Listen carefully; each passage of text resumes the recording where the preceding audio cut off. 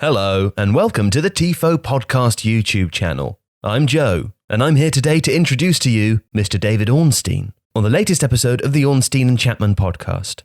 In today's episode, David Ornstein exclusively reveals Matteo Guendouzi has been training away from the Arsenal squad for the last 2 weeks after falling out with Mikel Arteta and is now likely to leave the Gunners this summer. There's also talk about Mason Greenwood, Wigan Athletic, and Leon Bailey and Thiago Alcantara as Ornstein is joined by Rafa Honigstein. It's a belter. So without further ado, I leave you in the capable hands of David Ornstein. Since we recorded this podcast, we broke a big story on The Athletic that Arsenal midfielder Matteo Guendouzi has not trained with the first team since their defeat at Brighton more than 2 weeks ago. The Athletic has learned that head coach Mikel Arteta has instructed Guendouzi to work alone with a fitness coach after encountering problems with the player's attitude and general conduct. Now, this is a story I've worked on with my colleague James McNicholas. He and I actually spoke about Guendouzi on this very podcast a couple of weeks ago. And the issues date back to his time in France, in fact, when he was with Lorient. And despite very promising signs after he joined Arsenal in 2018, they seem to have continued at the Emirates Stadium. There were problems on Arsenal's warm weather training camp during the winter break in Dubai, where he had to be disciplined by Arteta and by Arsenal's technical director, Edu. And we wrote about that in my column at the time. And then fast forward to the Brighton game, he had an altercation with Maupay at full time and had to be escorted off the pitch by a member of the coaching staff. We understand he was then called to a meeting with Arteta and Edu at the training ground subsequently, and he didn't impress in that. And the suggestion is that he hasn't impressed since either, with no sort of apology or contrition, and therefore he's stayed away from the main group. That would all indicate that he is on his way out of the Emirates Stadium. We do know that he's been talked about in potential swap deals or sales in order to bring in the sort of finance or players that Arsenal would look to be recruiting this summer. It's very interesting that since he's been out of the team, Arsenal have won all 4 of their games, and a notable feature of their performances has really been their attitude. What else do we know? Well, Mikel Arteta will not compromise on discipline and behaviour. And if you pop over to The Athletic and read the story that James and I have done, you'll see a quote from Arteta at the end that really underlines that with him there are certain non-negotiables, certain lines that just cannot be crossed, and those who show a willingness to adhere to all of his rules and standards of behaviour are welcome aboard. Those who do not are not. And so it really does look like this could be the end for Matteo Guendouzi. Never say never in football, but yeah, it seems the writing is on the wall, which you could say is a shame because he is clearly very talented, and he might well go on to have a fantastic career, but perhaps he is just not right for Arsenal. For more on this story, head over to The Athletic now, and also look out for our Arsenal podcast, Handbrake Off, later this week. Now, on with the rest of the pod.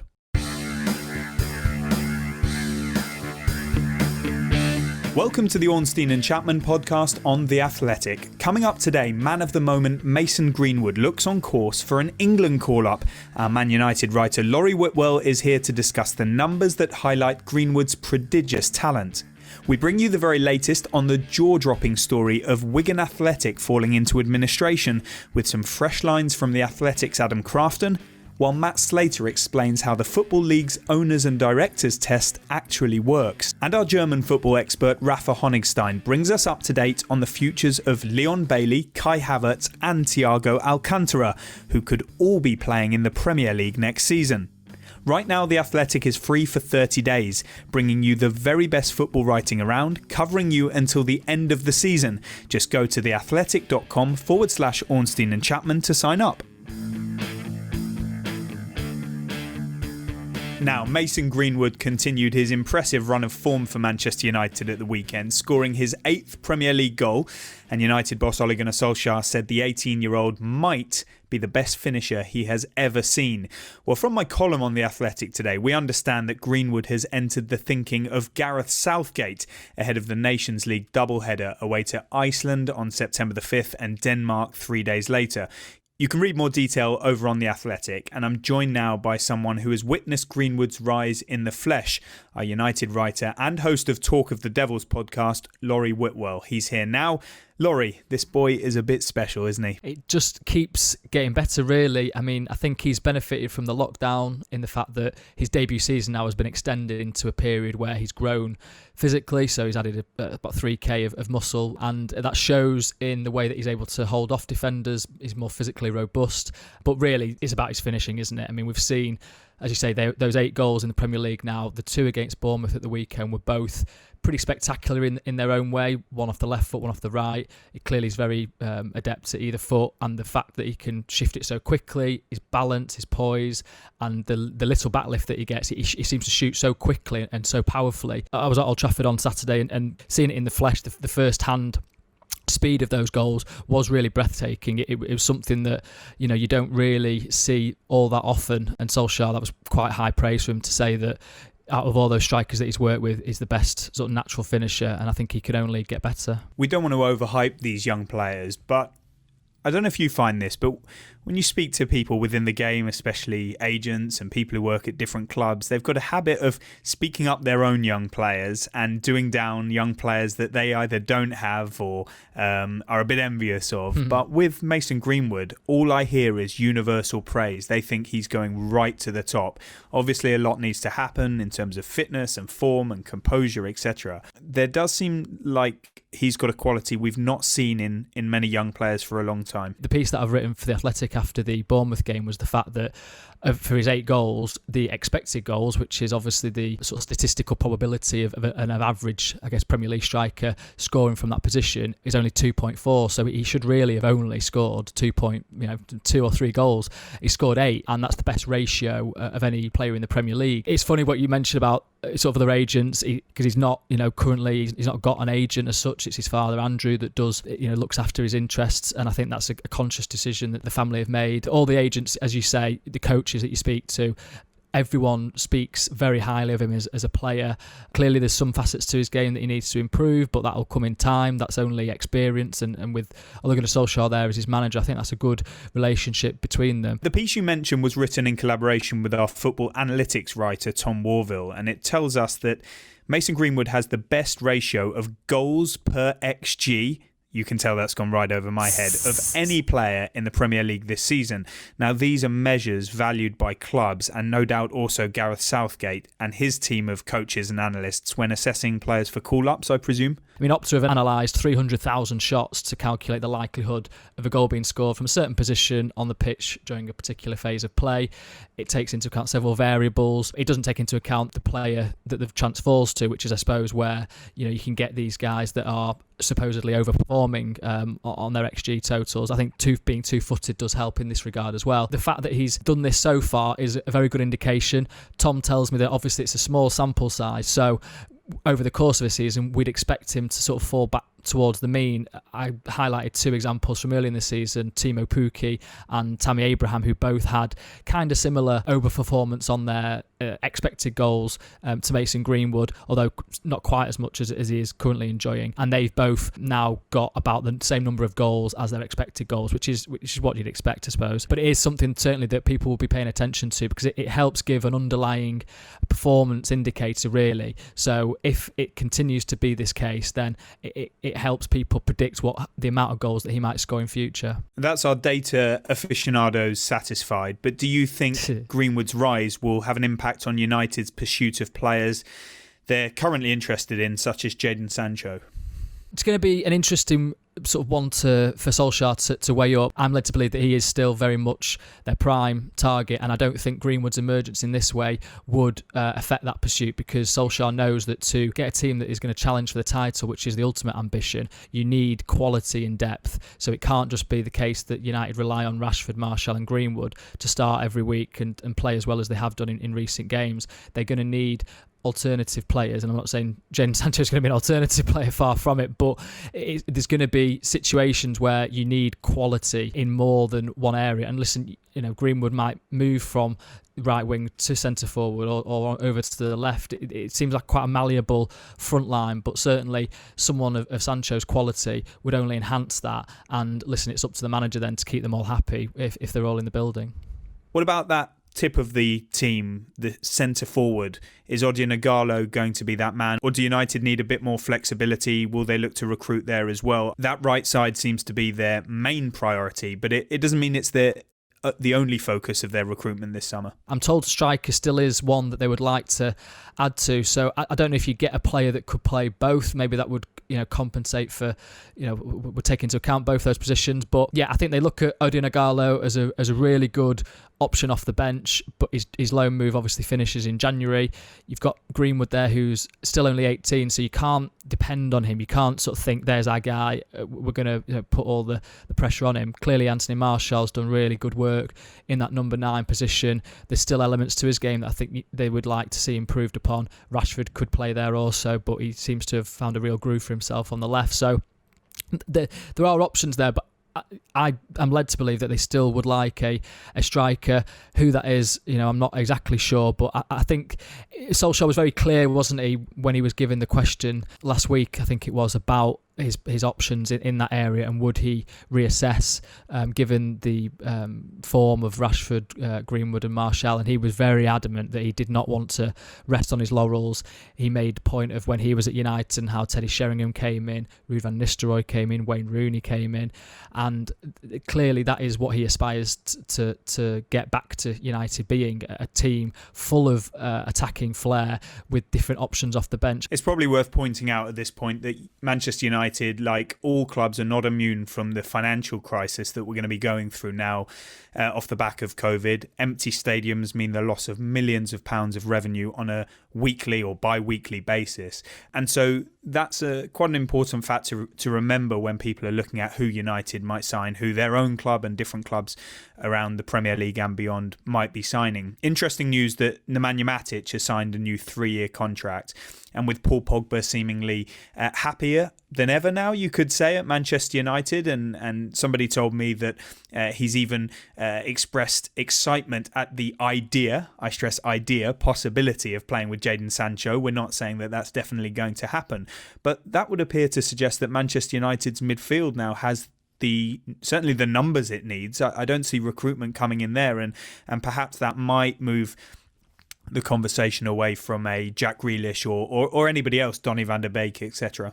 Yeah, you took the words out of my mouth there, David. I mean, it's one that I'm still looking into, that the midfield situation. I was sure that Jack Grealish was a target. I think he was, but the Paul Pogba situation has perhaps changed things. You were really hot on it, and you said actually maybe the central midfield position isn't one that United, in that regard, the attacking central midfield position isn't one that they're necessarily looking to strengthen, because I think they would have got Jude Bellingham in the building if he hadn't decided that he wants to go to Borussia Dortmund. But yeah, the Grealish one is a really interesting dynamic. I do think it is linked to Paul Pogba, because I think if Paul Pogba were to go, then you've got an option there. You definitely need a creative midfielder. But if he stays, which is looking inevitable really, because who's going to buy him in this current climate, and the fact that he does seem more excited by the prospect of playing at United with these players. I mean, that front five now does look extremely encouraging for the future, given the age of the average age of them.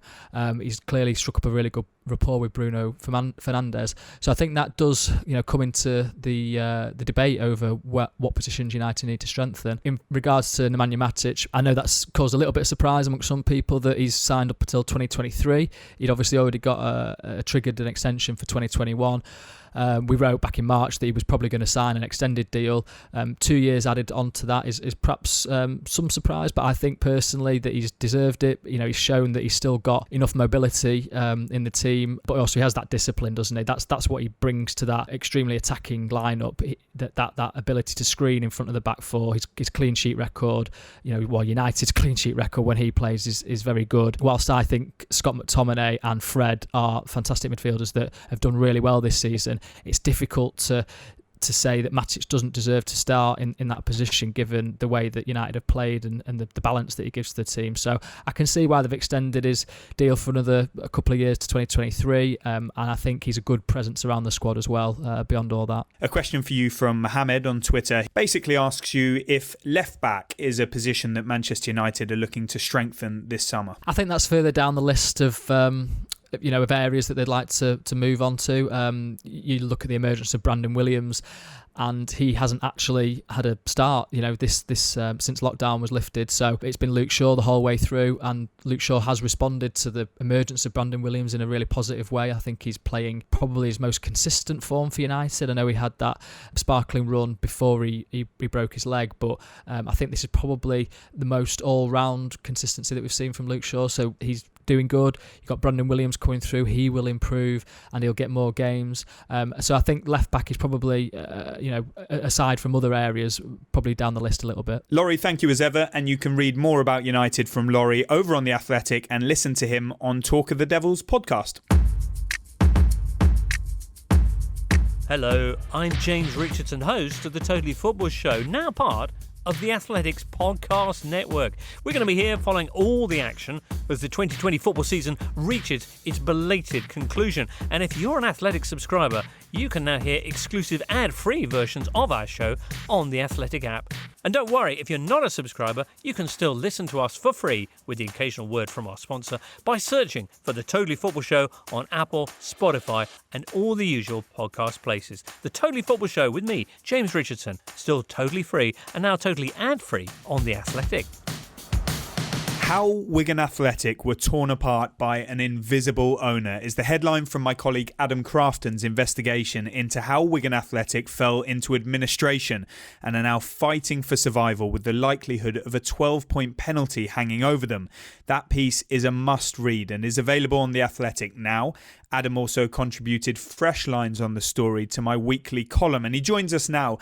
Adam, as you outline in the piece, this was a shock for everyone at the club. You could say in football as well, wasn't it? Yeah, I mean, it took everyone by complete surprise. The first that they actually heard of it at Wigan Athletic was when a rumour surfaced the Saturday before last. And when senior people at the club were told about this rumour, they dismissed it out of hand because only that same week they'd been given, I think, £13,000 a week to complete a permanent signing of Leon Balogun, the defender from Brighton.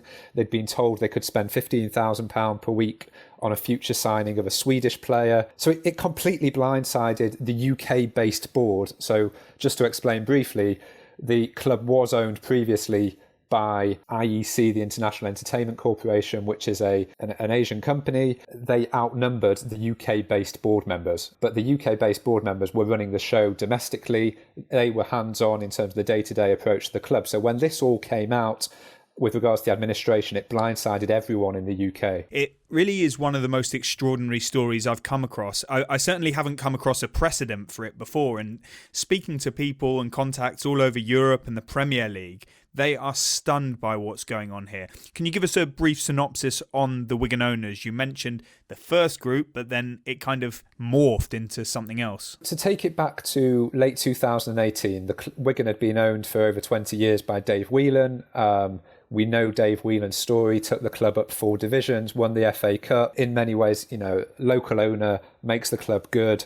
One of the success stories of English football in the most generous terms. Then in 2018, he decides to sell the club. He sells the club to IEC. The guy that was, I suppose, most visible with that is Dr. Stanley Choi. He studied in the States. He is a well-known player in the poker circuit. And for the first 18 months, or first 12 to 16 months, the club was run relatively smoothly because you had a long-serving CEO in Jonathan Jackson, who had served previously under the Whelan ownership. He stayed. Darren Royal introduced the Chinese. He's Joe Royal, the former Manchester City manager's son.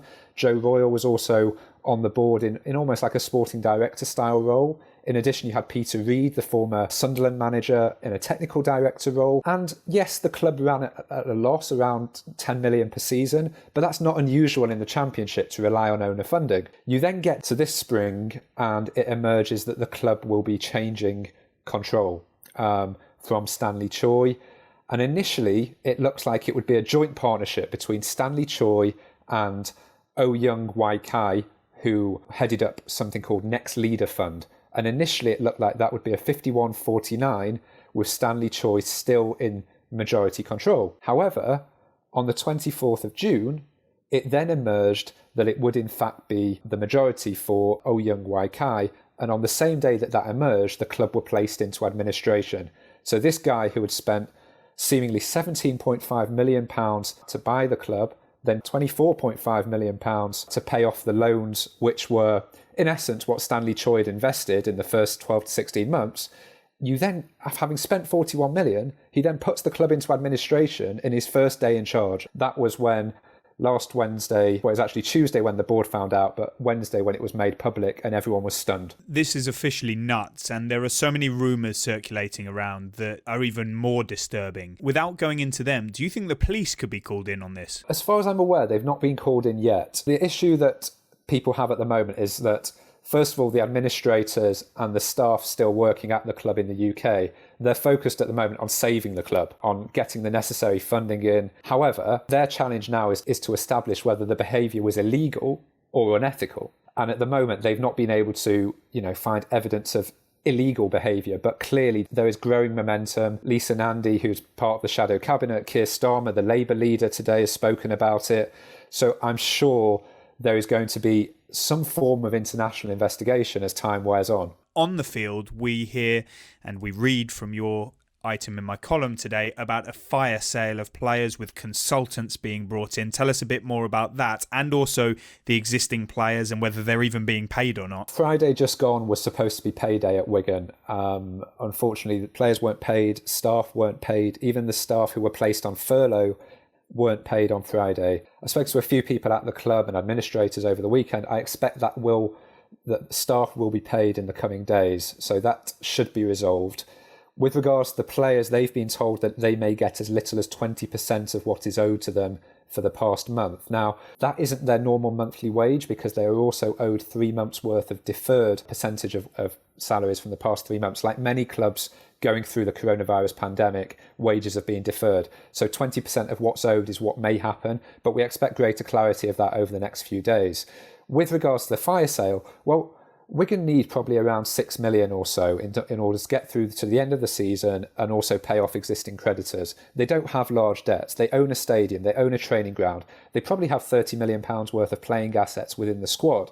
So there shouldn't be a need to sell off a load of different players. However, the administrators have now recruited Keith Harris, who's a well-known figure, former Football League chairman, and Yatin Patel, his business partner, to advise on player sales. The fear within the club is that will lead to some of the club's more valuable players being sold off quickly and at a low price, and that maybe academy players being sold off at a low price as well. Sources close to the advisor insist that they will act sensibly and won't do that, but it's clear that the concerns are there from people who have worked at the club for a long time and helped develop, nurture and retain that talent. You mentioned Balogun earlier. The Nigeria international has been proved to be quite clever because I think he only signed a short-term contract for a number of weeks, which means it's probably for the best for both parties actually, but means he won't go down with it and that they'll be able to get him off the wage bill once the season is over and done with.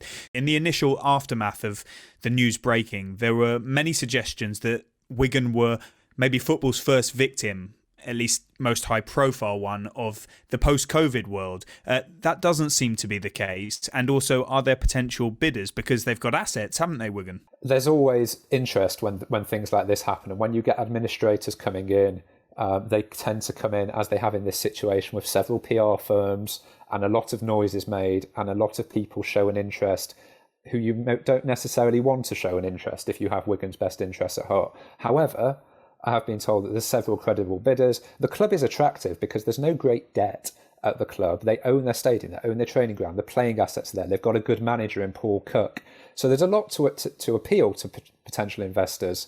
However, on the flip side of that, is it a consequence of COVID? Well, only in the sense that all championship clubs have been at risk for a long time because they run at substantial losses. Their wage to turnover ratio is not healthy. However, in this case, what has precipitated Wigan's administration is nothing to do with that. It is just an owner deciding to buy a club and then placing it into administration on the same day. That behaviour is entirely unpredictable, unprecedented, and nothing to do with a pandemic or Brexit. But will there be potential victims as we go along with regards to the financial impact of COVID? Most probably. But is this moment in time at Wigan due to that? Absolutely not. Well, who else to bring in on the issue of club ownership than our football news and investigations reporter, Matt Slater, who's been listening across this. Matt, in April, you wrote a piece that I would urge listeners to go over and read on The Athletic that explains the owners and directors' tests. I promise you, it's not too boring. You sure?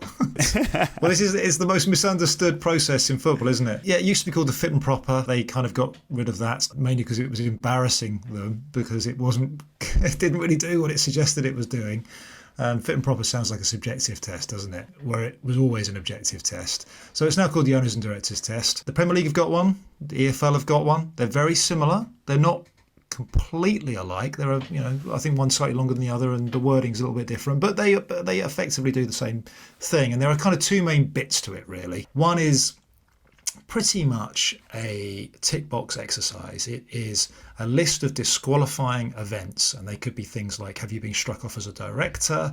Can you bring your money into the country? Have you got an unspent conviction for an act of dishonesty?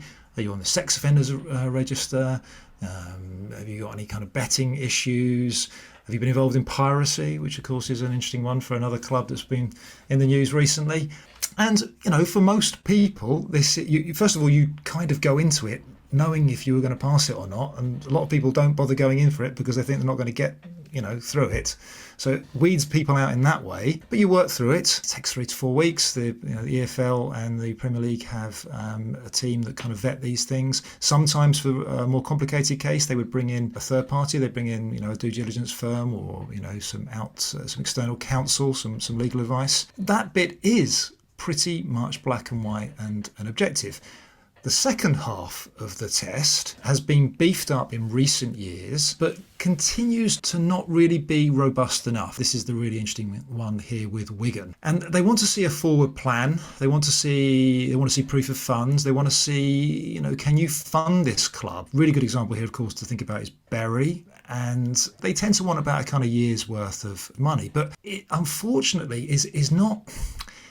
people have taught me through this and ways around it. It can just be a business plan that you can knock up pretty fast. It can be, well, here's a bank account. It doesn't necessarily mean that money is dedicated and guaranteed and ring-fenced. It's not going into an escrow account. It's not going into a bond. It's better than nothing, but it's not that great, to be honest. And I think this is the debate we're probably going to have in tandem to the fantastic story that Adam's outlined. What on earth is going on at Wigan?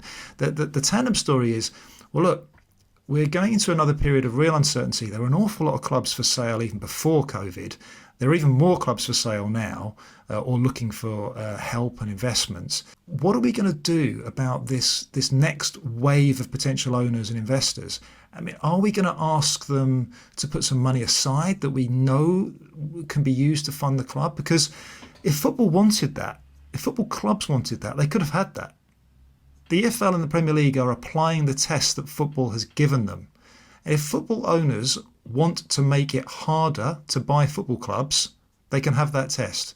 But they have chosen not to, time and time again, to make it easier to buy and sell clubs. I think Matt's absolutely right, because the EFL and the Premier League are quite useful, almost faceless vehicles for football fans to vent at times, because, as Matt says, the clubs are the ones who essentially make the rules. If they really wanted to change the rules and make this harder, that's exactly what they could do. What's interesting about Wigan in particular is that he provided the 41 million, and he also demonstrated, I've just been told, 25 million of extra funding for the next 2 years as part of the proof of funds exercise. So yes, it is true, as we wrote on Saturday, that the EFL received 2 emails highlighting concerns from Wigan supporters over this very aggressive £28 million loan agreement between IEC and Next Leader Fund.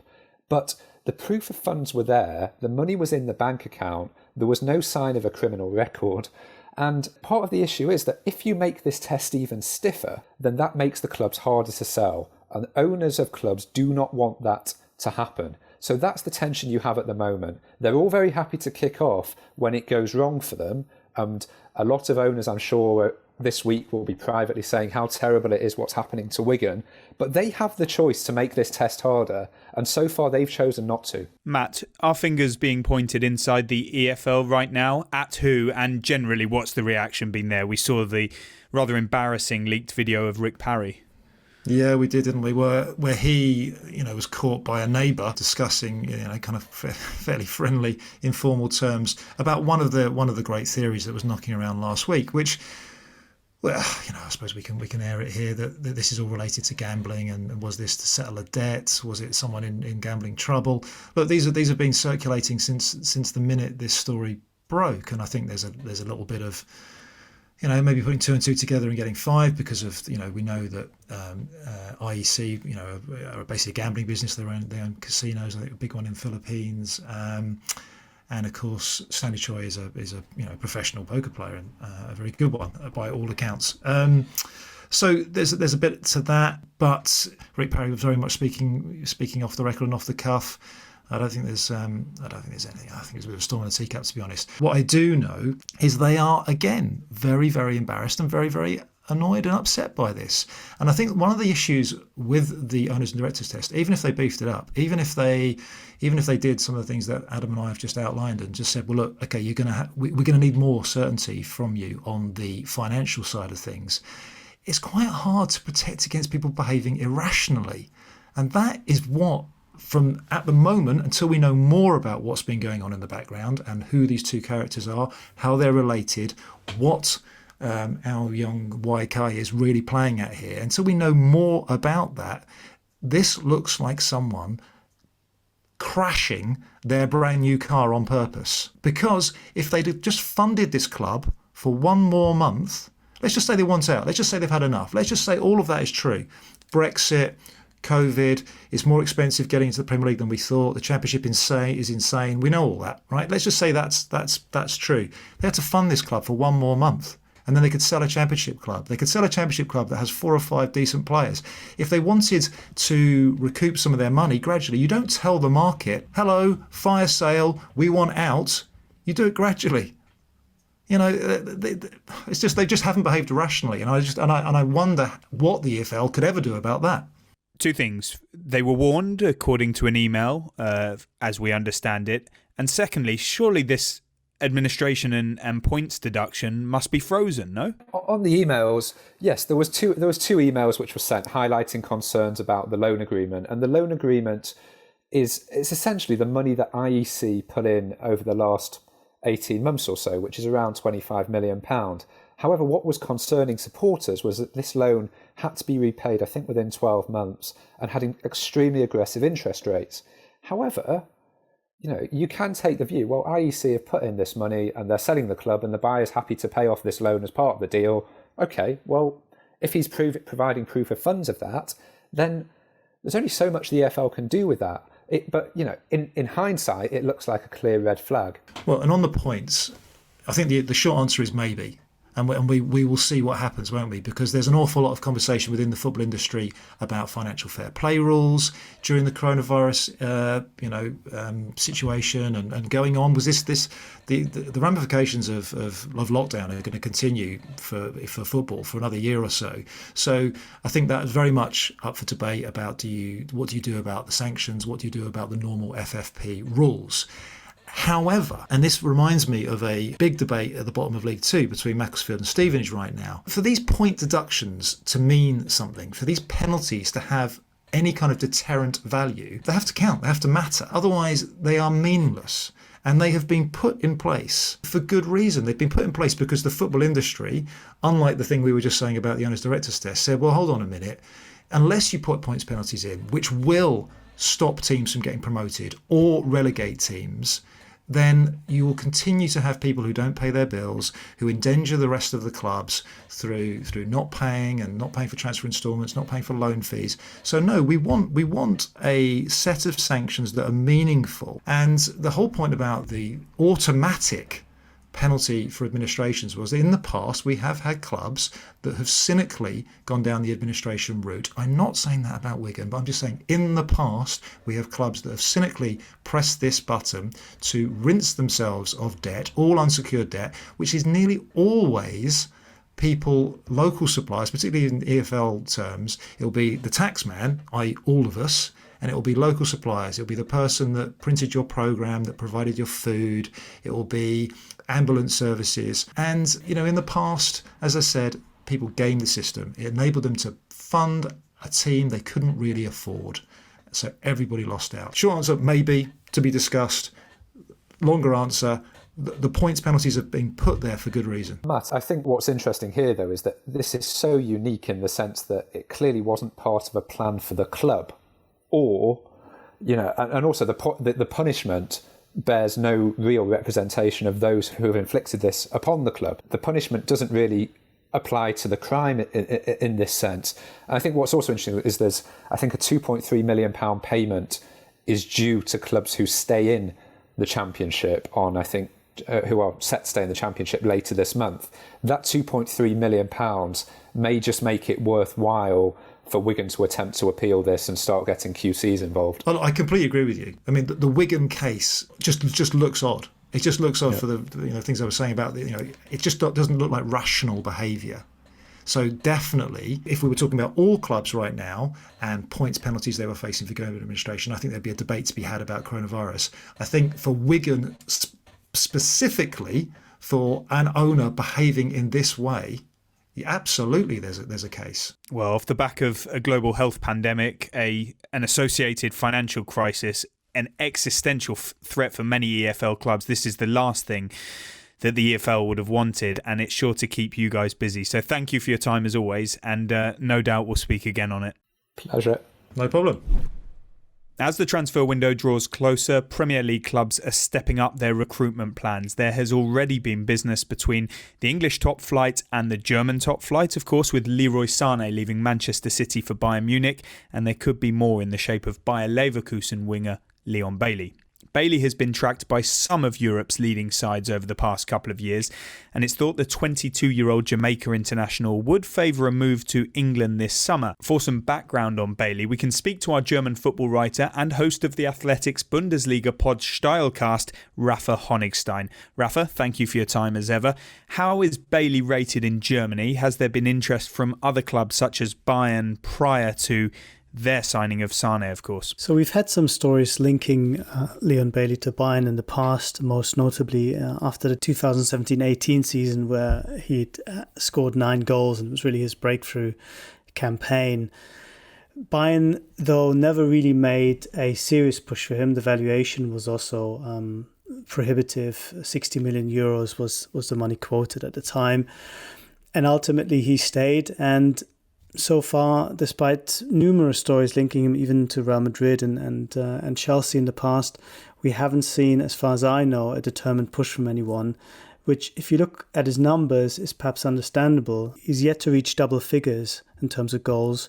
For an attacking midfielder stroke, that is perhaps not quite enough output. He's also been sort of in and out of the team recently, only playing 22 times in the Bundesliga for Leverkusen. So a bit of inconsistency there, which perhaps makes people a little bit more hesitant, even though the talent, of course, is clear for everyone to see. Sort of plays on, or has been deployed on the left side of a front three. And that's a position that some Premier League clubs are looking for. It seems like it's a league that would appeal to him. But where would you see him playing if he does indeed come?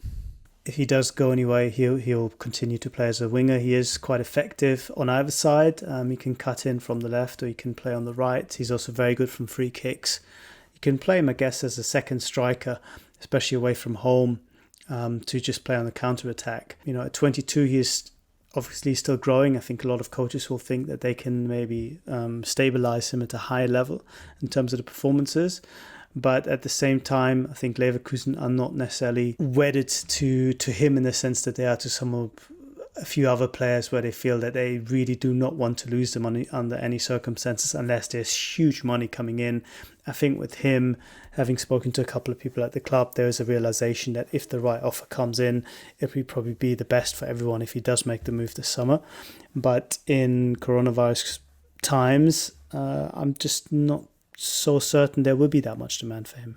Yeah, and that's even the case if, as expected, the sort of asking price would come down from the figure you quoted earlier. And my information is that there will be talks with the club and the player and representatives this week to try and establish a valuation and a strategy for how he might exit the club this summer. There has been conversation with a number of interested parties. I was told that among them are Manchester City and Man United, but it was very clearly pointed out that he's not their top target, Raf, and so would he be looking for a lower club within the Premier League if he does come? Playing for a more high-profile club, especially in England, would definitely appeal to him.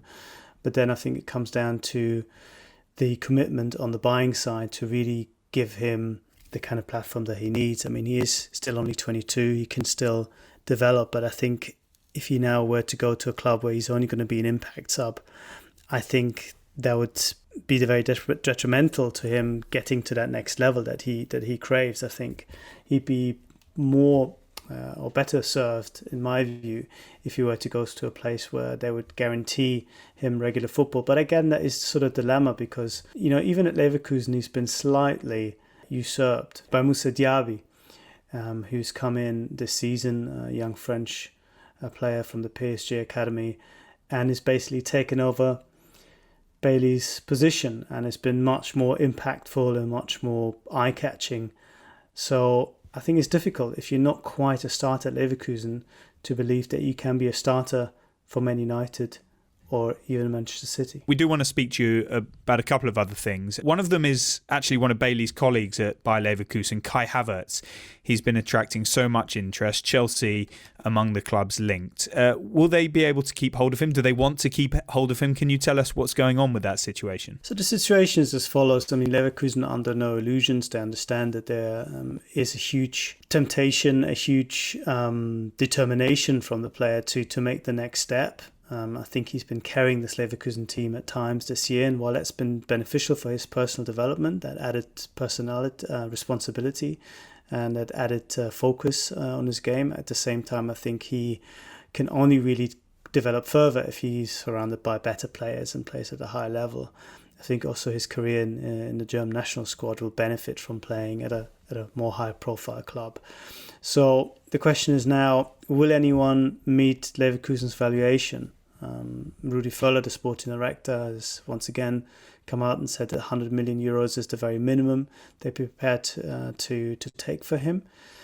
And, with 2 years left on his contract, time is on his side. If he were to stay another year, then the valuation would go down maybe to the kind of level that we saw with Leroy Sané, who ultimately will go for 60 million euros once all the add-ons are included. And I think what perhaps people don't always appreciate is that it is very often in the player's interest to go for the lowest possible transfer fee, because whatever isn't being spent on the transfer then can be spent on the player's wages and sign-on fees. So financially, it would probably even be better for him if he were to stay another year. But I think his sporting ambition is such that it might be very difficult to explain to him why he should do that. So there is really an opportunity here, but at a very high bar, to take advantage of this very complicated situation that only a couple of clubs, I think, in Europe can rise to that challenge, and we'll have to see if anyone indeed does.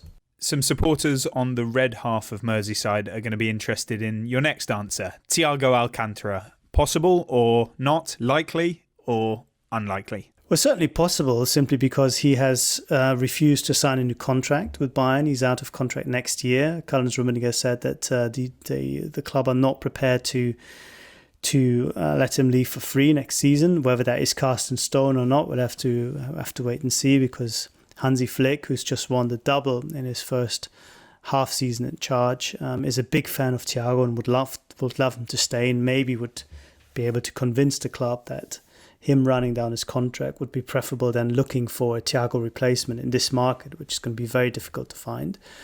But of course, the facts are such that Bayern believe that if a player refuses to sign a contract that had all been negotiated down to the last T's at the last moment, that it's usually because he has some other avenue and some other offer available. But they are in the dark at the moment. They haven't had any approach from any club. And they're waiting if that happens, or if indeed, which is of course also a possibility, Thiago is determined to run down his contract, which would put him in a much stronger position to return to Spain next year as a free agent, because we've heard a lot about his family wanting to go back, and a stint in Liverpool or Manchester wouldn't really chime with that so much. But it's all open, and the only thing I can say from Liverpool's perspective is that it would be a surprise to me, considering their recent recruitment, to see them go for a 29-year-old who would certainly give you fantastic options and a slightly different makeup of your midfield, but doesn't really leave a lot in terms of growth and value down the line, which has been one of the key driving force of their transfer strategy in recent years. A small add on that, and your point about returning to Spain, I think in addition he would and his family would also be attracted by a move to London, as I understand it, but we don't know if those options are there. There has been interest from the likes of Chelsea and Arsenal in the past, but whether that materialises this summer, I'm not too sure. One place we can tick off is Manchester City, because as far as I know it, he probably would not go and work with Pep Guardiola. Why wouldn't he work with Pep, David? That's something I've not got to the bottom of, but when I was looking around at this story and looking at the potential options, I was told that London has always appealed to him and his wife as a stop in his career, and that Arsenal on a couple of occasions and Chelsea too have shown interest in signing him. It hasn't been possible. It quite likely won't be possible this summer. And then when I mentioned Manchester City, to my surprise, I was told that him working with Pep and Pep working with him is not something that either of them crave. And I explored if there was some animosity there, and I was told no, that it's nothing bad, but perhaps there is something beneath the surface that I don't know about. But it was very clearly relayed to me that that wouldn't be a likely scenario. Does that come as a surprise to you? Not completely. I have heard similar stories before when there was talk of him perhaps going back to Pep, even going back to Barcelona. People have mentioned that again. That doesn't seem to be at the forefront of his mind. Whether that has changed or not, I'm not sure. But yeah, the Guardiola story is something that has been mentioned. But I think we're yet to find out the real details of why perhaps their relationship is not as it was when Pep took over and made him his first and most important signing at Bayern. There is a question to finish with you on Raf, and that comes from Dream Sislak on Twitter. He says, I think Ralph Hasenhüttl would be a superb long-term replacement for Lucien Favre at Dortmund, a quality coach with a proactive style and a bit of extra belief/arrogance needed to challenge a super club like Bayern. Well, I completely agree with the premise of the question. Unfortunately, from Dortmund's point of view, Hasenhüttl has just renewed his contract, extended his contract at Southampton. I had some text messages from Dortmund fans who were very distraught when that message came in. Whether that is the reason why Dortmund have decided to stay with Favre for a third year or not, I'm not so sure. But of course, it does take away one of the very few options, especially if you're looking for a German-speaking coach, that would have been feasible as an alternative. So maybe the timing isn't right, but he was already in the conversation at Dortmund before, and I think judging on what happens with Southampton and what is being achieved there in recent weeks, he would have done no damage at all to standing, and I'm pretty certain this is a conversation that we will be revisiting maybe a year or so down the line. Raf, dankeschön, and we'll speak to you again soon. You're very welcome. Before we go, a couple more questions from social media. AVJ Gunner says, have you heard anything about Arsenal centre-forward targets? The honest answer is no. If Pierre-Emile Aubameyang was to leave Arsenal, I think they would look to recruit a new player. One, because there is no internal replacement for Aubameyang, and also you would presume he would bring in a high fee.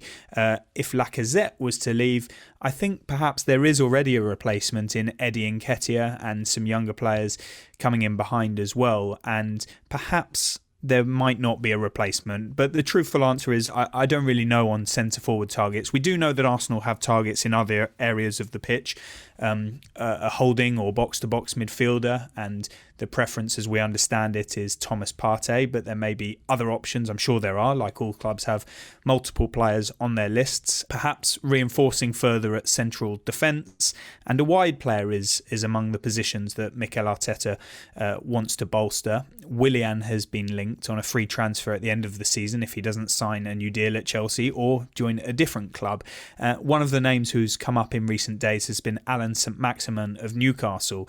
Now, I don't know where those stories have come from, and I'm not disputing them. I'm just saying what my information is, and that's that Arsenal are not interested in Alan St-Maximin. He's not a target that they are pursuing. Again, I don't know if he was somewhere on their list, but that is one I think we can scotch off.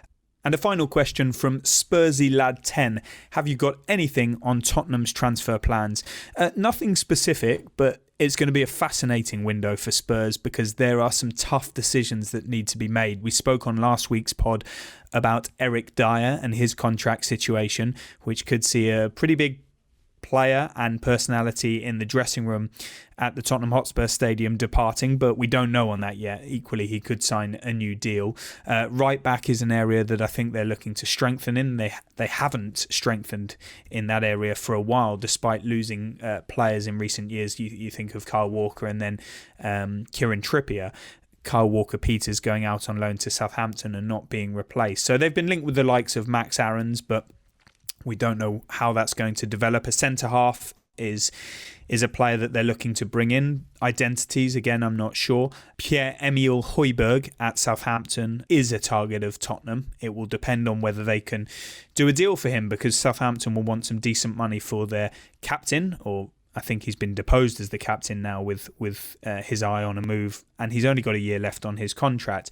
Tottenham will need to raise money through sales or swap players or take loans. There's sure to be as speculation as ever around Harry Kane, but if he was to attract serious interest from another club, that will be an extremely difficult deal to do because of how hard Daniel Levy will fight to keep hold of him. But really, this is a huge summer. It will be really interesting to see the dynamic between Jose Mourinho and the club. Will they all sing from the same hymn sheet? Will he get what he wants? Of course, they brought in Steven Bergwijn during the January window, and he seems to have been a success. And also they bolstered in midfield with a loan deal. So there's a lot to keep your eye on at Tottenham. Right, that's it. Thanks very much, as ever, for listening, and we'll be back next week.